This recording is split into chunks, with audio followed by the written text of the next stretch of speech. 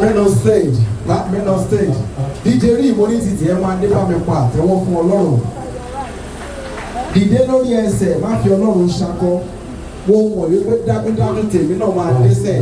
Aláwọ̀ ẹ̀sùn olú ọmọ máa débẹ̀, Kókó Zaria máa débẹ̀. Yóò ṣòro mo máa ṣí lè tèmi. Lágbára Ọlọ́run àjọṣọ ọdún tó ń bọ̀ nípa mi pa àtẹ́wọ́ fún Ọlọ́run. Tí a bá sọ̀rọ̀ nípa orin ìgbà dé ìgbà, orin gbogbo ìgbà tó jẹ́ pé when we sing it, ẹ̀mí Ọlọ́run á lè máa bá ẹ̀ṣẹ̀. Ìgbà tí bàbá àti ìyá àwọn tó wà ní ọmọ orin kò ní sọ̀rọ̀.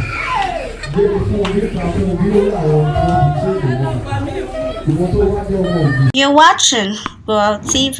Kindly subscribe to our YouTube channel for more videos. Click on the subscribe button and the bell beside it. This will notify you once we drop a new video. Thank you.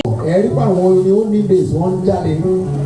Lady kan wà ní Ìbàdàn, òun náà kọrin gbà yẹn. Ó ti sì yàn ní ìlú ayọ̀. Mo kí mọ́ mi. Bàbá ó ní ìkọjọ́ òtòní. Jerusalem, ìlú ògo. Ìgbà wo lójú mi mẹ́rin o? Yé má gbàgbé o.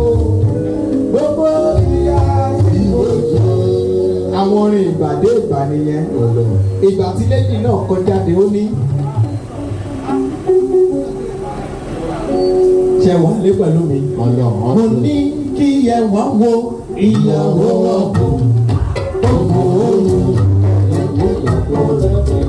Àwọn orin ìgbà dé ìgbà ṣùgbọ́n pàtàkì yẹn ń lajú bọ̀.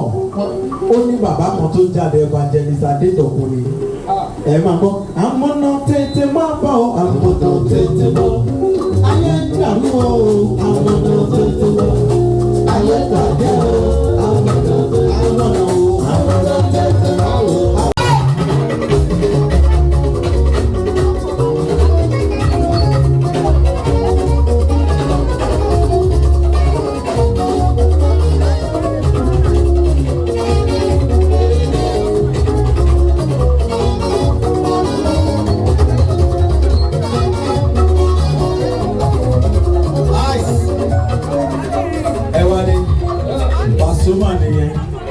Ìgbà tó kù lọ́dọ̀ Pàṣọ ó lọ Ìbàdàn. Ìgbà tí mo kọ́ mọ bàbá wọ́n pé mi ṣe. Àwọn ọ̀gá ń jó tí wọ́n máa ń le jù. Ẹ wá lẹ́yìn. Ìgbà tó kù lọ́dọ̀ Saidi ó di ọ̀dọ̀ brọ́dà mi.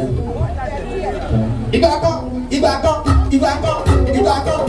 kan lè ní sùúrù dọ́ọ̀fà.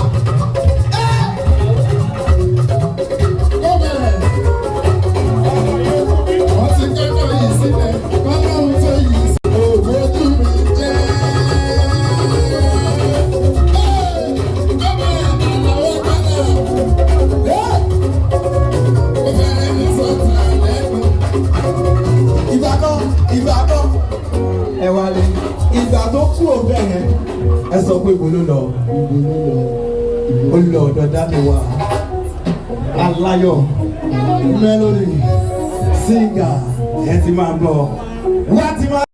Thanks for watching this video.